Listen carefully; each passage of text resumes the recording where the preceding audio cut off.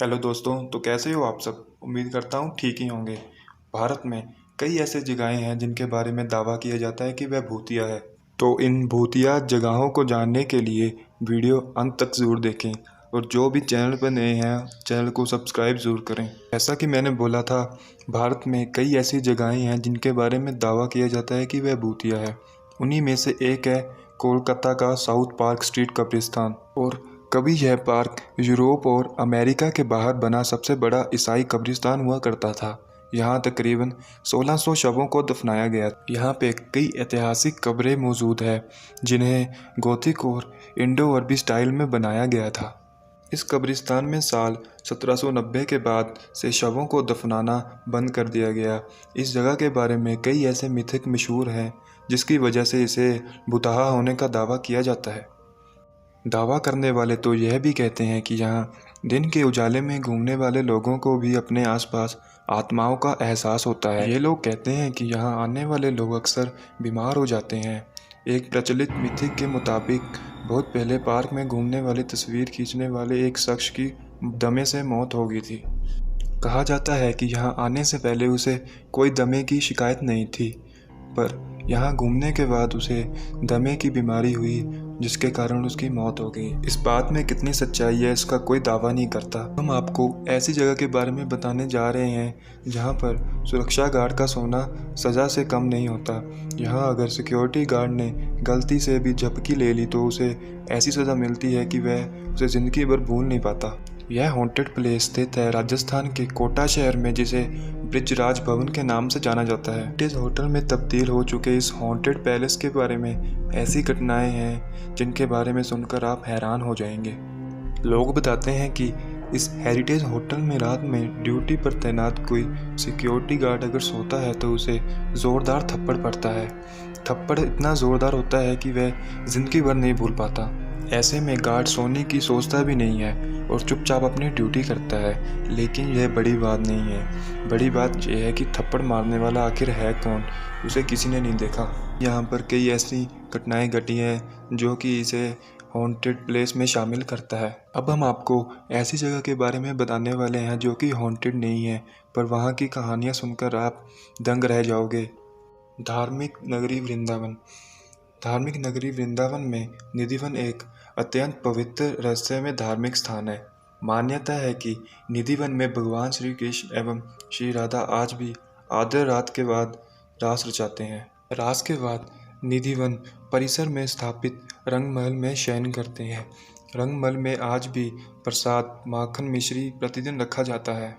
शयन के लिए पलंग लगाया जाता है। सुबह बिस्तरों को देखने से प्रतीत होता है कि यहाँ निश्चित ही कोई रात्रि विश्राम करने आया था तथा प्रसाद भी ग्रहण किया है। लगभग 2-2.5 एकड़ क्षेत्रफल में फैले निधिवन के वृक्षों की खासियत यह है कि इनमें से किसी भी वृक्ष के तने सीधे नहीं मिलेंगे तथा इन वृक्षों की डालियाँ नीचे की ओर झुकी तथा आपस में गुथी हुई प्रतीत होते हैं। निधिवन दर्शन के दौरान वृंदावन के पंडित पुजारी गाइड द्वारा निधिवन के बारे में जो जानकारी दी जाती है उसके अनुसार निधिवन में प्रतिदिन रात्रि में होने वाली श्री कृष्ण की रासलीला को देखने वाला अंधा, गूंगा, बहरा, पागल और उन्मादी हो जाता है ताकि वह इस रासलीला के बारे में किसी को ना बता सके। अब हम आपको बताने वाले हैं अलवर के भानगढ़ फोर्ट के बारे में, जो कि लोगों के द्वारा भूतिया बताया जाता है। राजस्थान के जयपुर जिले से करीब 80 किलोमीटर दूर अलवर जिले में स्थित भानगढ़ का किला लोगों के लिए हमेशा से ही कौतूहल का विषय रहा है। इस किले से कुछ किलोमीटर दूरी पर ही सरसिका नेशनल पार्क स्थित है। किले में कई मंदिर भी हैं जिनमें भगवान सोमेश्वर, गोपीनाथ, मंगला देवी और केशव राय मंदिर प्रमुख मंदिर। एक श्राप के कारण बना था भूतों का बनगढ़। कहते हैं कि भानगढ़ में राजकुमारी रत्नावती बहुत ही खूबसूरत थी। उस समय राजकुमारी खूबसूरती की चर्चा पूरे राज्य में थी। कई राज्यों से रत्नावती के लिए विवाह के प्रस्ताव आ रहे थे। उसी दौरान वो एक बार किले से अपनी साखियों के साथ बाजार के लिए निकली। बाजार में वह एक इत्र की दुकान पर पहुंची और वह इत्र को हाथ में लेकर उसकी खुशबू सूंघ रही थी। उसी समय उस दुकान से कुछ दूरी में सिंधु सेवड़ा नाम का व्यक्ति खड़ा था और राजकुमारी को निहार रहा था। सिंगिया उसी राज्य का रहने वाला था और काले जादू का महारथी था।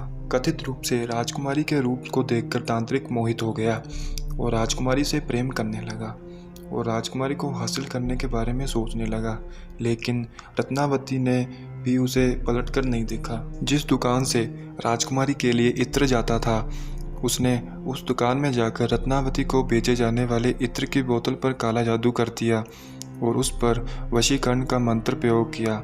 जब राजकुमारी को सच्चाई का पता चला तो उसने इत्र की शीशी पास ही रखे एक पत्थर पर फेंक दी।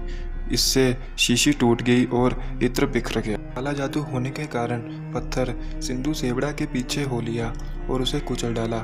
सिंधु सेवड़ा तो मर गया, लेकिन मरने से पहले उस तांत्रिक ने श्राप दिया था कि इस किले में रहने वाले सभी लोग जल्द ही मर जाएंगे और दोबारा जन्म नहीं लेंगे। उनकी आत्मा इस किले में भटकती रहेगी। आज भी 21वीं सदी में भी लोगों ने इस बात को लेकर भय है कि बनगढ़ में भूतों का निवास है। उम्मीद करता हूँ आपको वीडियो अच्छी लगी होगी। अगर अच्छी लगी हो तो वीडियो को लाइक करें, चैनल को सब्सक्राइब करें।